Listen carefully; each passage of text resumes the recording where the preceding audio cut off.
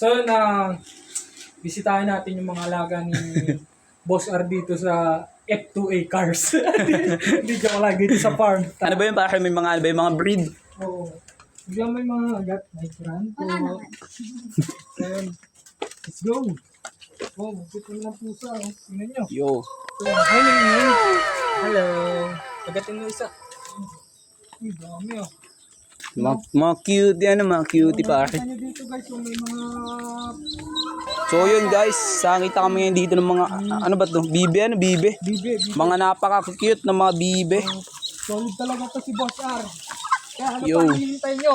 Bumisita na sa. Bumisita na kayo dito sa F2A Farm. Nice, nice. So yun, Yo. solid talaga ng mga So yun, alaga. salo-salo pala, pati tandang. Bibe, itig Ben. Bro, At di napasok yung mga mag-iina. grabe pa, solid ka talaga. So yung kumakain pala sila. Para solid ka talaga. Dito, alam mo tol, yung binili, share ko nga pala, yung binili ko dati mga alaga akong native, dito galing yun kay Boss A.